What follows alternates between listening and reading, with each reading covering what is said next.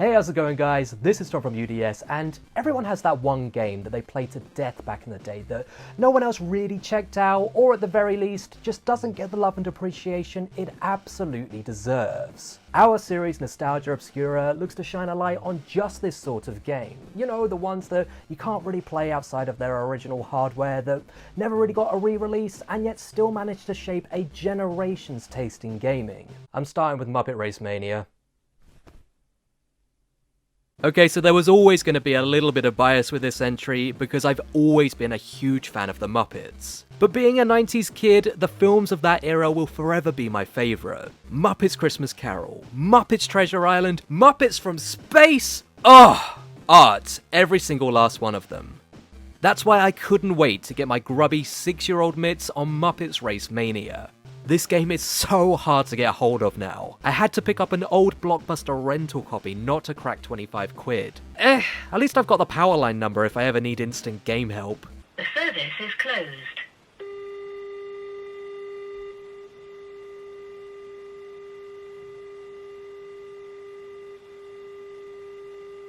I don't know what I was expecting. Originally released in 2000 for the PS1, it's a kart racer featuring characters and courses from the first 20 years or so of Muppet movies, including Muppets from Space, hands down the most underrated film from the franchise. Around this time, it felt like every major entertainment property was trying to shoot out a Mario Kart clone. Even M&M's, Ants, and the slightly spoiled cream on the top of the crop, Star Wars Super Bombard Racing. God, I love that game so much. Segue, we also have a Star Wars list of all the best games, so check that out if you got the time. But Muppets RaceMania was different.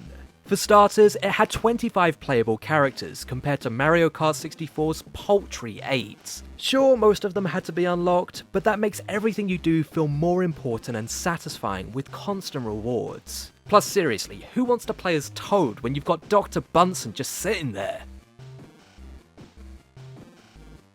It saw the first appearance of some more obscure fan favourites like Janice, Scooter, and Link Hogthrob since the deaths of Jim Henson and voice actor and Muppeteer Richard Hunt. It also proved to be the last time Frank Oz would voice all of his characters before retiring from the show, making it a surprisingly important entry in the history of the Muppets. As for game modes, most of your time will probably be spent in the straight races. Each course is preceded by a great FMV from whatever movie it's based on. It really helps to frame the track in the context of the movie, giving it a real sense of authenticity whether or not you've actually seen the film. But if you haven't seen Muppets from Space, you're missing out. It's got Hulk Hogan playing an evil bodyguard and David Arquette playing an even eviler scientist. It's just great. Watch it. Anyway, each track is chock full with secret shortcuts to find, fruit to give you a speed boost, and weapons to blow up your opponents. Speaking of the latter, although there's only 4 items you can use, they're littered all over the track, like much more so than your regular kart racer. You even have 2 slots available to bank your items, a whole 3 years before Mario Kart Double Dash would give you the luxury. Much like Mario, there's also a hilariously chaotic battle mode where you have to blow up everyone else before they blow up you. Rather than the multiple lives you might find in other games, RaceMania uses a health bar in a similar style to Destruction Derby. Personally, I kind of prefer this. It just keeps everything all the more tense when you're down to that last sliver of life. But where this game really innovates is with its stunt mode. Effectively a kart racer come platformer, you have to navigate an obstacle-laden course in the quickest time possible. You have to make full use of your jump ability, pinpoint turning, and raw skill to prevail, and gunning for those high scores can get super addictive. Now that's a laundry list of what Muppet RaceMania offers, but how does it play? Well, it's an acquired taste for sure, especially if your experience of kart races starts and ends in the Mushroom Kingdom. It's definitely a lot looser, feeling more like a real RC car than anything, and bouncing off walls on sharp turns is basically just par of the course. Fortunately, you can turn while stationary, not needing to move forward or backwards to change direction. This makes it so much easier to make the awkward turns necessary to access all the secret routes, not to mention get the lowest times in stunt mode.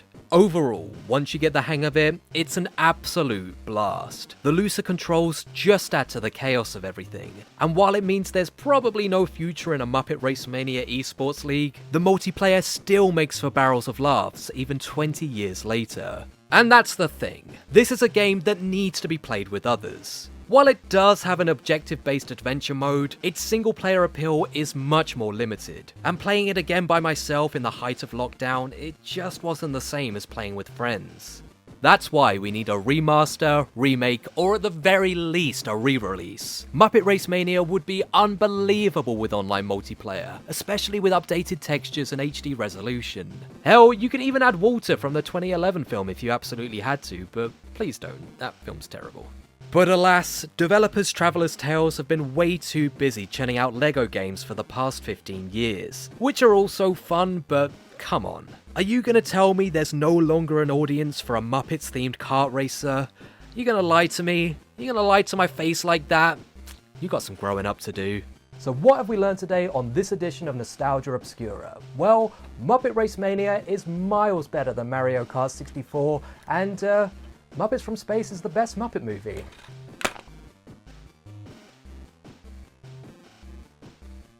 I hate when that happens.